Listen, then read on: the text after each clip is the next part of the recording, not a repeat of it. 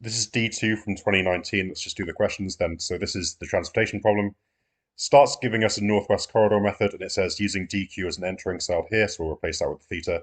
Let's improve this. Now this here needs to become a 19 minus theta, because otherwise this row won't add up to 19, which it needs to.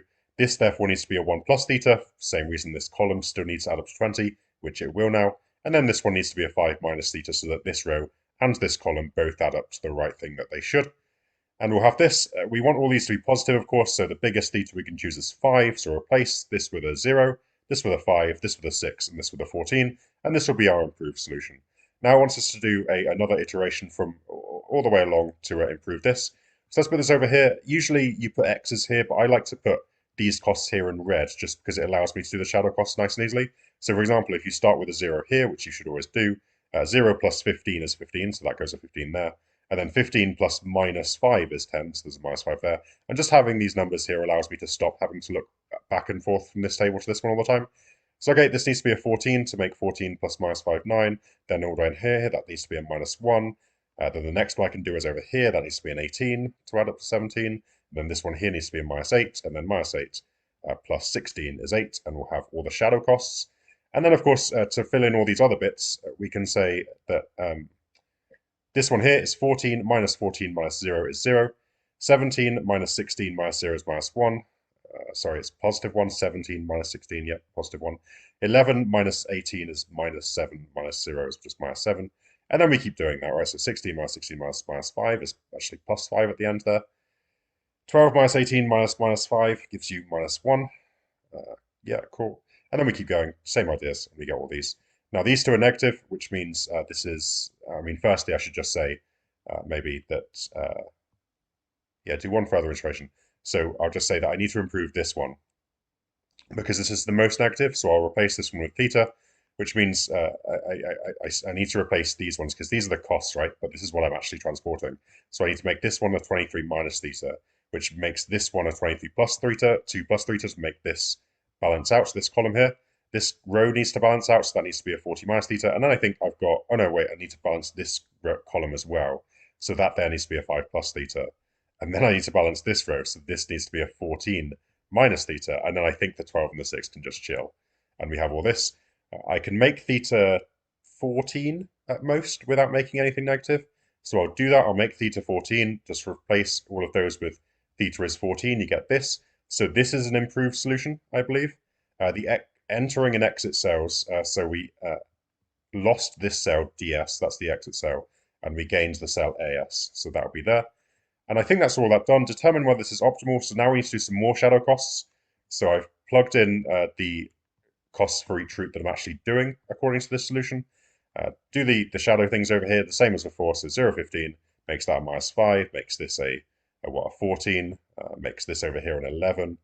We can say also from this one, but also from this one, that's a minus 1. And then we can get these two as that's also a minus 1, and then, yeah, good. And now we can do, again, 14 minus 0 is 0. 17 minus 9 minus 0 is 8. 16 minus 9 minus 5, and keep going.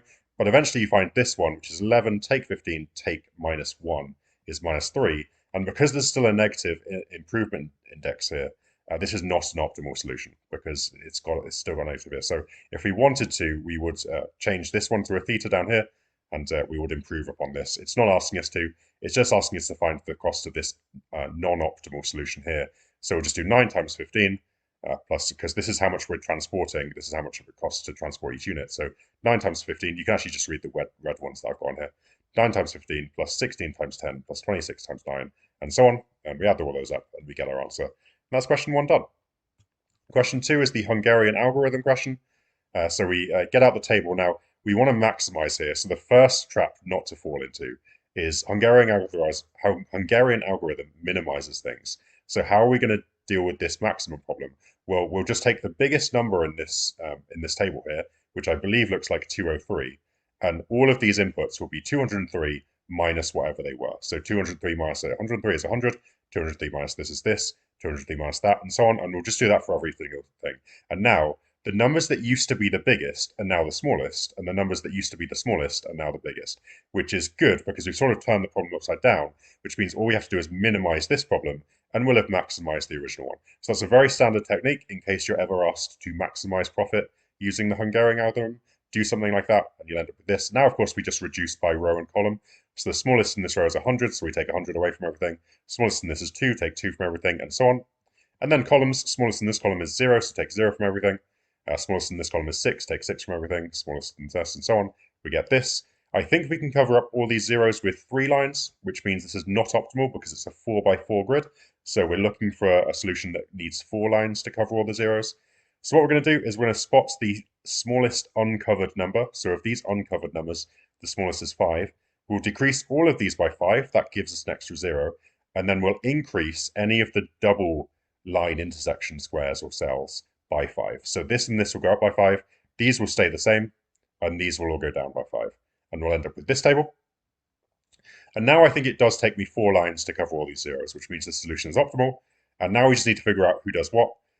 Well, the only person who can do task 2 optimally is T, so we'll start there. And then J, the only person, well, J could do 2 tasks here, but actually the only person who can now, if T's doing 2, the only person who can now do 3 is J. He's the only person left who can do 3 optimally. And then H is the only person who can do 1 optimally, and so M has to do 4. And that's fine, and then we'll just add up going back up to here. We'll do T is doing 2, so that's 97. J is doing 3, that's 77, so it's 97 plus 77, plus H is doing 1 plus 201 plus 184, and we end up with this as our total profit. Question number 4 then is the dynamic algorithm problem. Dijkstra's algorithm from D1 cannot be used if you've got negative numbers as some of your arc lengths or whatever, or negative weight on the arc length. Anything towards that explanation will be fine. And now, how do we set this up? Well, hopefully you've practiced something like this. If not, I would suggest you go to the book and practice one. We'll define this to be stage 0, this to be stage 1, this to be stage 2, and this to be stage 3. Now, this we don't really have to define as a stage because that's the end point, so there wouldn't be anything to do here. So the 4 different places we can be in stage 0, which is this kind of line here, at G, H, I, and J. And now it's very boring, this first bit, because all you can do from G is go to T, and all you can do from H is go to T, and all you can do from I is go to T, and all you can do from J is go to T. So every time you get to T. And the value of doing that, well, G to T is 28, H to T is 19, this is minus 24, and that's 17. Good, now it gets more interesting because we start doing stage number 1, which is these 3 bits here, D, E, and F. So from stage 1, you could be in D, and you could take the action of going to H, or you could take the action of going to G. Those are your 2 choices. Now, if you go to H, that's 18, and now if you're at H working backwards, that's how dynamic programming works, working backwards, you go to H, which is 18, and then from H to T is 19, you add those 2 results together, you get 37. Alternatively, you go to G, which is minus 24, and then you go from G to T, which is 28, and that's 4. And so what we're saying here is when we get much further along, if we ever end up at D, by far the best choice will be to get to the end through G. So we're working backwards, finding all the possible ways of doing stuff, and we're going to star the best methods. Technically, I should have starred all of these, but I don't really care. We're going to star this because if we ever have to go to D, this will be the route we use. We will not be using this route. We could alternatively be at E. Now, E could either go to H or to I. So go to H or I. And if you go to H, that costs 24, and then getting from H to the end is 19. Add those 2 together, you get this. Going to I costs 27, and then getting from I to the end costs minus 24, so we add those together, we get 3. That's the optimum way. So if we ever find ourselves in the future at E, we'll do this method. And then finally, F, there are 3 things you can do from F. You can either go to G, I, or J. So we'll write that in. And going to G costs minus 25, plus the amount it takes to get to G to the end is 28, so we get 3. F to I is 14, plus the amount it takes to I to get to the end is minus 24. And F to J is minus 30, plus the amount it takes there is minus 13. That's the best way of doing it if we ever find ourselves at F. And now we go back to stage number 2, which is starting at A, B, or C. So let's go from A. We can either go to D or E from here, so we'll put that down. Going to D costs 32, and then once you're at D, we already know the optimum way of getting to T, which is this one 4. So we'll just do 32 plus 4 is 36. And then to E is 29. We already know the optimum way of getting from E is 3, so it'll be 29 plus 3, and that'll be 32. And that's the most optimum route there. So if we ever find ourselves A, we'll go through E all the way home. And then from B, same idea. So we've got 3 ways to go from B. You can do 20 plus whatever D takes to get to the end, which is 4. You could do, we're at B, sorry, you could go to E, which takes 19, and then also 3 to get to the end. And then F takes minus 17, and then F takes minus 13. So you're doing minus 30 to take that route. So that's definitely the best thing to do. And then from C, there's only one option. You go to F, which costs 13, and then the best route from F is minus 13, so that'll cost 0 in total. And that's the best solution because it's the only thing you can do from C. And then once you're all the way home, I've just put those in nice and quickly. You can go to A, B, or C. Going to A costs 13, and then the optimum route from A costs 32, so we add those together. Going to B costs X, and then the optimum route from B is minus 30, so that'll be X minus 30. And then going to C costs 24, and then from C costs 0, so that would just be 24. Now it tells us that the minimum route from S to T goes through B. So this is the best route, which means X minus 30 must be less than 24, and so X is less than 54. The minimum weight route from S to T is you go to B, obviously, as we just said. Then from B, you go to F. Then from F, you go to J, just looking for the stars. Then from J, you go to T, and we'll have our route. Well worth knowing the couple of setups they can use for dynamic programming, because every question I've seen, it just bangs in 12 or 13 marks. And if you don't know what you're doing, you're going to lose every single one of them. So well worth practicing this a few times. If I can do all this in PowerPoint, you can definitely do it in paper because it's trust me, it's much more annoying in PowerPoint. So you should definitely be practicing that. The game theory question then is this thing here. So state there's no stable solution. So we'll do the minimum from this row is minus 2. So that's the worst that can happen if player A chooses P. The worst that can happen is minus 4 here and then minus 1. So he's going to choose the safe option is R because you lose. The worst case scenario is you lose the least here at minus 1. So we'll choose option R here. For B, exact opposite, because of course, what this 3 really means for B is that he loses 3 by playing this, and here he gains 4, because of course it's always the opposite of A.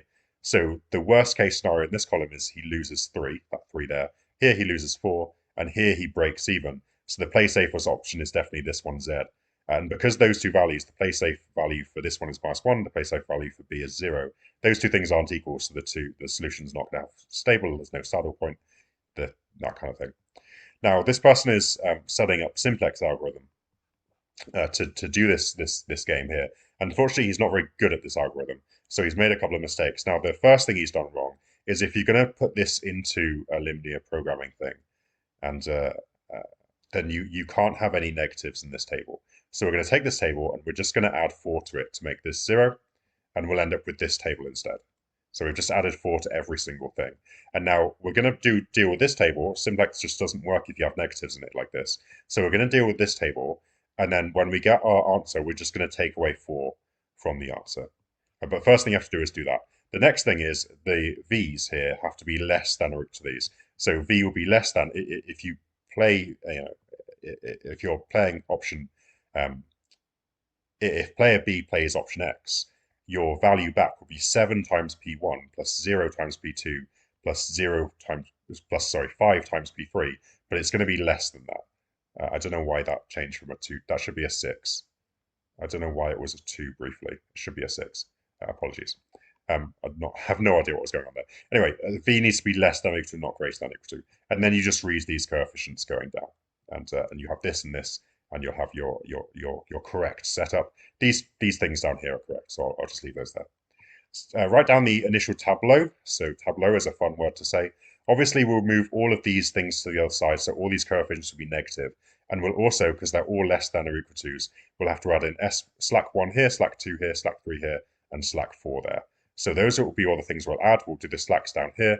And then the first row, for instance, will be 1V, minus 7P1, 0P2, minus 5P3, 1 S1, because that's the one we added S1 to, 0 for all of these. Of course, equals 0 will be the final bit when you've got all this on the other side. So that'll be a 0 there. Same thing for this with S2 this time. Same for this with S3. Same thing for this with S4. Everything's already on the right side. And there's a 1 just left over there. And of course, P minus B equals 0. So there'll be a minus 1 here. All zeros down to a 0. And that will be the tableau. You're told that the solution is this. Calculate the value of the games for player A. Well, just put these P's into your 3 value equations, or inequalities really.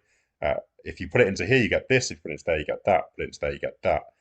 Now, v has to be less than root of these things. So v can't be that because then these inequalities will be broken. So 3.6 will be the answer, except remember, we changed this entire problem by adding 4 to every payoff.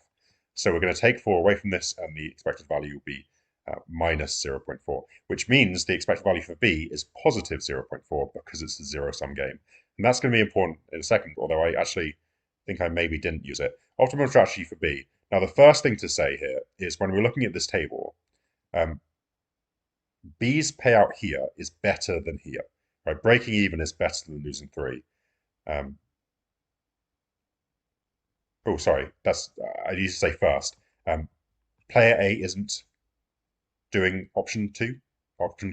He's not playing option Q. So let's get rid of that. And now this payout is better than this payout for player B, and this payout is better than this payout for player B. So player B is not going to choose option X.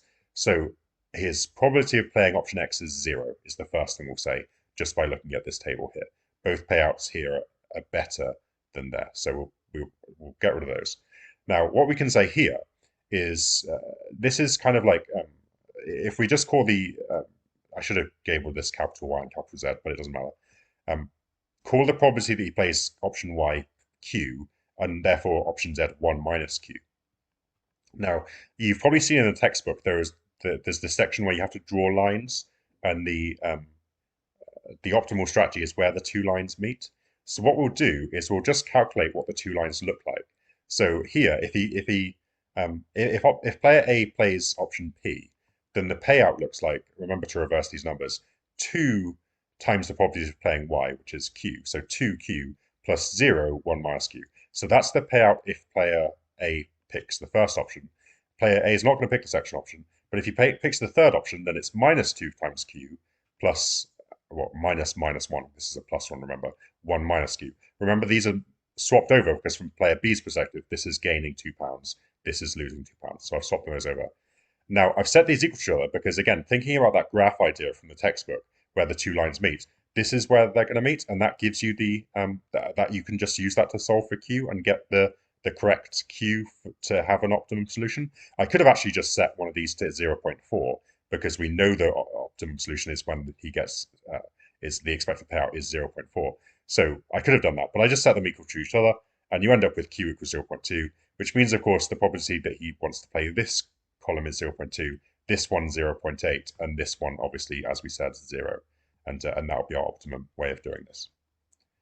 Question number 5 then is the recurrence relation question. So we'll set up this bit first. First it wants you to actually get this. So UN is, difference is taking away. So UN minus the mean of the previous two terms equals 6 is what this says. So UN minus 1 plus UN minus 2, this should definitely say. Did I ever fix that? I absolutely didn't. Let's just do the terrible thing and fix this live on air. Oh my gosh, you're seeing an R2D2 video being made as we speak. So, I mean, that was a ridiculous thing to type. So UN, the difference from UN to the mean of the previous two, UN minus 1 plus UN minus 2 all over 2, is 6. You times everything by 2, you expand out this negative, and you get exactly what they wanted us to get, so that's good. That bit was nice and easy. Next, we'll just deal with this bit first when we're trying to solve this. Ignore the 12. Just set up an auxiliary equation of 2m squared minus m minus 1 equals 0. This has solutions of 1 and minus a half, and therefore you should memorize that the solution, the general solution to this, or really just the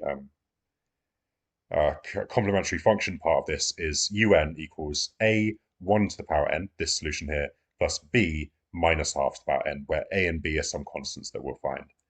Now, if you've got a constant here, normally you just set up un equals lambda to try and find the particular solution-y bit. However, if you do that and then try and sub that into here, like un minus 1 is also lambda because lambda doesn't depend on n, and un minus 2 is also lambda, you end up with 2 lambda minus lambda equals 12. And that's certainly not going to solve very well. This is actually a case that the book mentions where if you if one of your real solutions is 1, then you can't do this ever. You need to use lambda n instead. I mean, it's fine if you try this and see it doesn't work. Just go on to the next one instead. Use lambda n. That seems like the next best logical thing to choose. And now, of course, un minus 1 is lambda brackets n minus 1, and un minus 2 is lambda brackets n minus 2. So we'll shove those results into here, equals 12. The two lambda n's cancel, basically just like they did here, and you just end up with 3 lambda from this -1 and this or this +1 and this +2, and you divide by that and you get lambda is 4. So the particular solution is 4n, and you combine that with that to get this. And now we're told, I've just removed the 1 to the power n because it obviously doesn't do anything. We're told u1 is 2. So this is 2 when n is 1. So we'll replace those in there. We'll simplify it a little bit maybe and get this.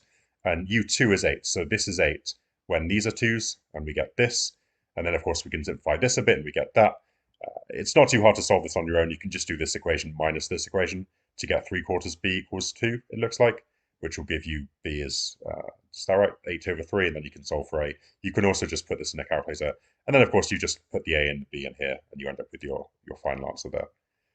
As n goes into infinity, now as n goes to infinity, this goes to 0. -1/2 to the power infinity, because this number is its modulus is less than 1. This is just going to get smaller and smaller, and when n goes to infinity, it's just going to be irrelevant. So we'll essentially tend towards this. But when n is huge, this 4n just dominates this -2/3, and you just end up going to essentially 4n. So it just goes to 4n and k is 4. Question number 6 then is the flow question. It's got some minimums and some maximums in it.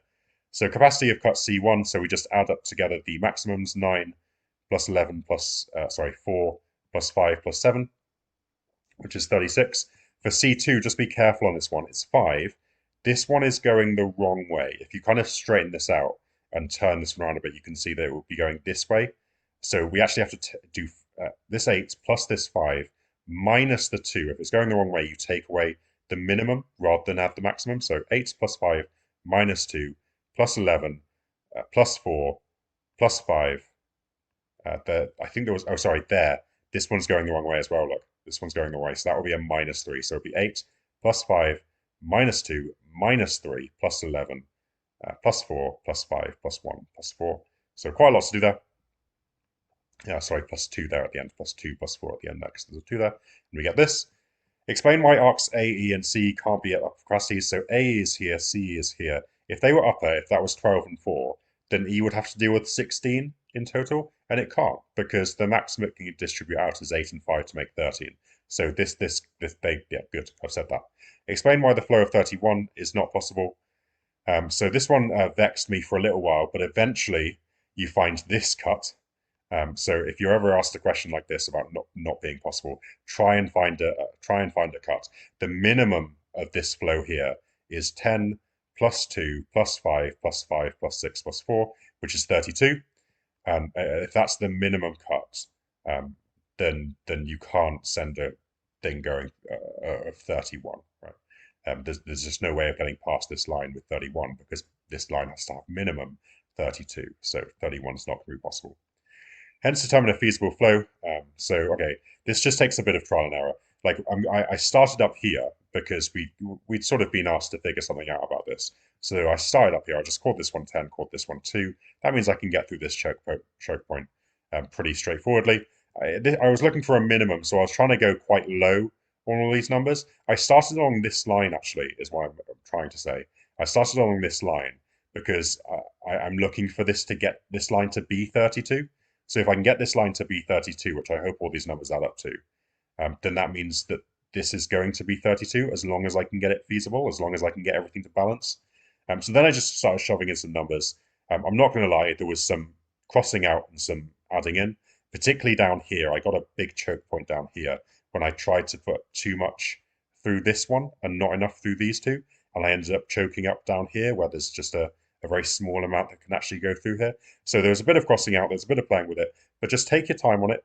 You've got plenty of time. Just take your time, cross out things that don't quite work, make sure it all balances really nicely, and eventually you end up with something feasible. Having said that, I really hope this is feasible, because otherwise it's going to be embarrassing for me to say that you need to be careful and then this doesn't work. But I mean, I hope it works. I'm not going to try and check now. So for the maximum, now we have to take a step back for a second. We actually know what the maximum flow is. And that's because they asked us to do this cut here. This cut is 34, and that was the capacity of this bit here. So that's the maximum that could go through this system. So currently we have a flow of 32. So all we really need to do is play with this system and try and send 2 more through it. So can we find a route here that would send even just 1 to start with, and then maybe another route to get another 1 in? And it's not too hard to find a route here that would increase it by 1. This is the obvious one to start with. We can increase this by 1. We can increase this by 1. We can increase not this one, but we can increase that one by 1. So increase by 1, increase by 1, increase by 1. And then, yeah, increase by 1, increase by 1. So that's good. So if we just increase that route by 1, we'll end up with a flow of 31. A flow of 33. And then, so we've got this one here. And then I thought, well, actually, we can't increase this one by 1 anymore because we're now, I think, choked up here. This 8 and this 5 are maxed. So let's increase through the middle. Let's increase this by 1, which we can do. Let's increase this by 1, which we can do. And then I think we can increase this one and this one by 1 again, still, because they're still too low. So let's increase those by 1 again. And this should be a flow of 34, which based on that cut we found earlier, is the highest we can go. And therefore, we're happy to just leave that there and be done. 7 then is the last question here about decision trees. So we start with a rectangle. We end on triangles, and if there's a chance probability section, we go to a circle, I guess, is the layman's way of describing this. So we'll start here. If she doesn't play, she wins nothing, so I've just put a 0 here. If she does play, she has some chance of getting more than 16 across 3 dice, and some chance of getting less. If she gets more than 16, she wins 15. If she gets less, she pays the person 3, so she loses 3. Now, what's the chance of getting more than 16? Well, I was pretty bored and tired by the end of this paper, so I literally just listed out the ways of getting more than 16, or 16 or more, I should say, really 16 or more. So these ones all get 16, these get 17, and this gets 18. That's 16 or more. There's 10 of them, I believe. Now, there are 6 times 6 times 6 options for a dice, which is 216 in total. So only 10 out of 216 will be winning, and the others will all be losing. So this looks like a terrible trade, but let's make sure. 15 times this plus minus 3 times this is minus 13 over 6. So this is a terrible choice to play this game. Don't play this game. Your EMV is 0 if you do. If you do play the game, your EMV is obviously less. So do not play. EMV 0 will be the answer to the first bit. Utility function is this, and M is the amount available. Now, there's an example just like this in the textbook, which helps you out a lot with this. What you need is a slight change of perspective to make this work. If you start with £3, what we can say is, at the end, if she wins X, she'll have X plus 3 at the end. If she loses, she'll have 0 at the end, because she'll have her £3 and she'll have given it to the person running the store. So she'll have 0 to finish with. And if she doesn't play, she'll just keep her £3. This change of perspective on the problem is super helpful because it makes this go really nicely. Because when you try and work out the expected value of this bit, this just goes away because 0 times this goes away and you're just left with this bit. But of course, we can't just use the X plus 3. We put X plus 3 into the utility function for this money here. So you put X plus 3 up in there. You times it by this. You add in, put 0 into here. Now, I said this would go away because this is 0. That's not strictly true because you have to put 0 into here. But the thing is, when you do, e to the power 0, which is what this is 1. 1 take 1 is 0. And this still ends up being 0. So that's good. So this all goes away. And we just end up with this, which is of the form this. A is 10, B is, I mean, I guess I could have simplified this up a bit, but I don't really care. And C is 3, and we'll end up with that bit done. Should we decide to play this game? So this is essentially the thing that goes in here, although I didn't fit it in. So what I want is, to play this game, I want this here, which should fit in this circle, to be bigger than whatever fits in this triangle, which of course isn't 3. It's what happens when you put 3 into the utility function. So I want that to be bigger than that, is what I'm saying here. I'm not sure why I typed this differently, but I think, does that make a difference? You could put this minus here and then you swap these over. I think that's fine. I hope it's fine anyway, because otherwise it's going to be embarrassing. I think that's fine. I think it's fine for me to do that. I think I was kind of zoned out when I was doing this. Anyway, this times by 216 divided by 10, we get this. This is all just a number and it's decision. So, you know, we're beyond the realms of doing maths properly. Let's just type that into a calculator. And then let's swap these two things over and we get this. And then, of course, let's take log of both sides. Now, be super careful here. There are 2 negatives, which is super tempting to just cancel out. But this is an inequality. If you times both sides of an inequality by -1, you flip the inequality. So we flip it. I've also times by 500. I take away 3. And we end up with this here, which means if you didn't flip the equality, you'd end up with this weird situation where you'd want X to be less than some number, which doesn't make any sense for looking for a minimum amount of prize that you do to play it. So flip the inequality, and X has to be bigger than £66.18 to be worth playing this game. Thanks for watching, and I'll see you next time.